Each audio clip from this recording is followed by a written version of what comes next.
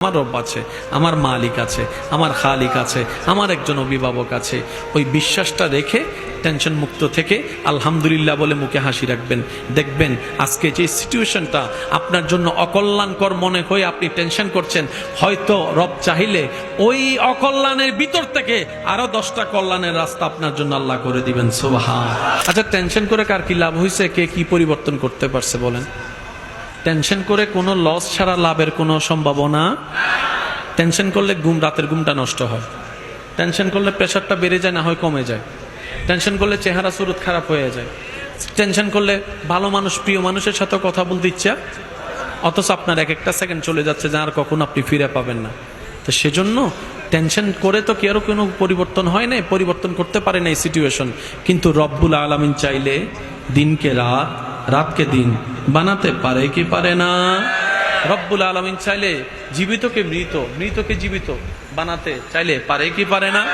রব্বুল আলামিন চাইলে আপনার জীবনের বড় বড় কূপের মতো গর্তগুলোকে ভরাট করে সুন্দর একটা মসৃণ রাস্তা বানাই দিতে চাইলে পারে। ইন্নাল্লাহা আলা কুল্লি শাইইন কাদির।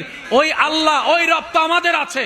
সুতরাং সমস্ত সিচুয়েশনে রবের উপর তাওয়াক্কুল রাখবেন, ভরসা রাখবেন। আমার রব আছে, আমার মালিক আছে, আমার খালিক আছে, আমার একজন অভিভাবক আছে।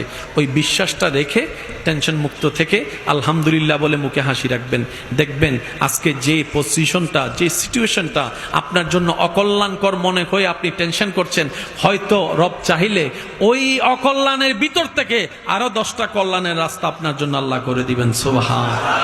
মনে রাখবেন, রবের উপর ভরসা করে কেউ কখনো ঠকে নাই। রবের উপর ভরসা করে কেউ কখনো ঠকে ঠকবে না। একজন আল্লাহর বান্দা একজন থেকে টাকা কিছু ধার নিছে। কি নিছে ধার? ভাই বলেন না, কি নিছে?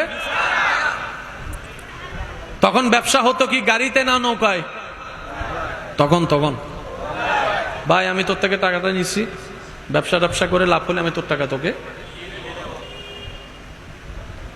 অমুক তারিখ অমুক দিনের ভিতরে আমি টাকা দিয়ে দিব।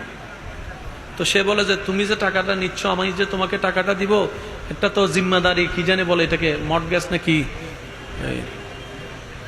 গ্যারান্টি, একটা গ্যারান্টি তো দরকার। ভাই ও বলে যে আমার তো কেউ নাই, তবে আমি আল্লাহকে সাক্ষী রাখছি। সুবহানাল্লাহ জোরে বলি। আমার তো দুনিয়াতে কেউ নাই সাক্ষী রাখার মতো, আমি আল্লাহকে সাক্ষী রাখছি। এই কথাটা শুনে ওনার মনটাও নরম হয়ে গেছে। মনটা নরম হয়ে বলছে, আল্লাহকে সাক্ষী রাখছো, আল্লাহর নাম যেহেতু ধরছে, আর কোনো কথা নেই, দাও তোমার দিলাম। যে তারিখে টাকা ফেরত দেওয়ার কথা ওই তারিখে উনি আসতে পারে নাই, নৌকা মিস হয়ে গেছে। তখন উনি কি করলেন জানেন? একটা লাকড়ি নৌকার মতো বানিয়ে সে টাকাটা ওখানে রেখে আল্লাহর ওপর তাওয়াক্কুল করে আল্লাহর নামে ওনার জন্য ছেড়ে দিয়েছেন। একটু জোরে বলি। এবার বলেন, বাতাস কার নিয়ন্ত্রণে? পানি কার নিয়ন্ত্রণে? সমস্ত কিছু কার নিয়ন্ত্রণে? উনি বলে যে আল্লাহ, আমি ওয়াদা করছি তোমার নামে সাক্ষী রেখে, আমি তো পৌঁছাতে পারি নাই, এটাও তোমার একটা হিকমত। আর আমি জানি তুমি যখন যা করো বান্দার ভালোর জন্যই করো।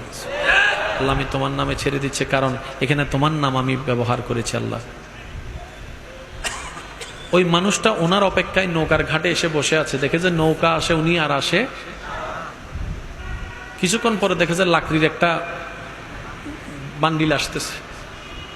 উনি বলে যে যাক, উনি যেহেতু আসে নাই, অন্তত লাকড়ি হইলে নিয়ে যায়, ঘরের মধ্যে আগুন জ্বালাইতে পারবো।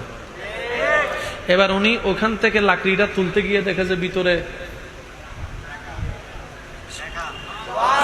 ভিতরে একটা কাগজ। ভাই আমি এই কারণে আসতে পারি নাই, আল্লাহর নামের উপর আপনাদের জন্য এই টাকাটা পাঠিয়েছে, আপনি আমাকে দয়া করে মাফ করে দিবেন। কিছুদিন পরে উনি নৌকা পেয়ে আসলেন। আসার পরে সর্বপ্রথম ওই যার থেকে টাকা ধার নিয়েছে ওনার কাছে গিয়েছেন। ভাই আমি তো আসতে লেট হয়ে গেছে, ধরেন টাকাটা। আপনি তো টাকা দিয়েছেন, আমি অনেক আগেই পাইছি। কি বলেন? বলে যে হ্যাঁ, যে রবকে জামিনদার রেখেছেন সেই রবেই পানির স্রোত যেদিকে যাক ওই থলেটা আমার পর্যন্ত পৌঁছায় দিয়েছে। সুবহানাল্লাহ। হাজার মানুষ নৌকার পারে থাকলেও সবাই চলে গেল, রব আমাকে যেতে দেয় নাই। ওই লাকড়ি গুড়াকে আগুন জ্বালানোর আশা জাগিয়ে ওটাকে তুলে ওখান থেকে ওই টাকার ব্যবস্থা করে দিয়েছেন। সুবহানাল্লাহ। আমার মুরব্বীরা হয়তো আমার সাথে একমত হবেন, যত আমরা পিছনে যাব তত মানুষের মন স্বচ্ছ, চিন্তা স্বচ্ছ ছিল। দেখি তো নাই, শুনেছি এক সময় নাকি এমন ছিল, ওই একবেলা কাউকে ভাত খাওয়াইলে খুশি হয়ে বলে জায়গা দিয়ে দিত মুখে মুখে। মুরব্বীর একটু আওয়াজ দেন। কোনো দলিল বলে না, কোনো দলিল, কোনো এগ্রিমেন্ট, কোনো ভিডিও ফুটেজ, কোনো ফেসবুক ছবি, কোনো স্ট্যাম্প, ওই একটা সময়। আর বর্তমানে ভিডিও দেখাইলেও কয় এডিট করছে। বুঝাতে পারছি কথা? তার দিন শেষে আমরা নিজেরাই নিজেদের পায়ে কি মারতেছি? কুরআন মারতেছি। আল্লাহ পাক আমাদের সবাইকে নবীর সুন্নত মোতাবেক জীবন সাজানোর তৌফিক দান করুক। সবাই মিলে বলে না আমি। মসজিদের মিনার থেকে যখনই আওয়াজ আসবে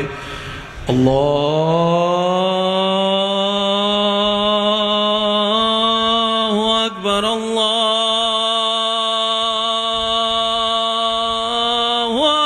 আকবার, আমরা মসজিদে যাওয়ার চেষ্টা করব বলি ইনশাআল্লাহ।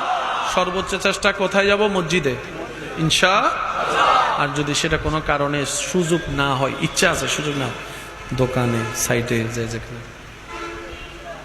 এটা মানে হচ্ছে যে রিজিক আনার হাজিরা দেওয়া। আল্লাহ তুমি দিছো, আমি হাজিরা দিচ্ছি, আরো দিও। আল্লাহ আমাদের সবাইকে কবুল করুক, আমিন। শেষবারের মতো যার যত শক্তি আছে একবার বলেন সুবহানাল্লাহ। হয় না, হয় না, আরো জোরে বলেন সুবহানাল্লাহ। এবার বলেন আলহামদুলিল্লাহ। এবার বলেন লা ইলাহা ইল্লাল্লাহ। এবার সবাই দুই হাত তোলেন, ঈমানি আওয়াজে বলেন আল্লাহু আকবার, আল্লাহু আকবার, লা ইলাহা ইল্লাল্লাহ, মুহাম্মাদুর রাসূলুল্লাহ সাল্লাল্লাহু আলাইহি ওয়াসাল্লাম।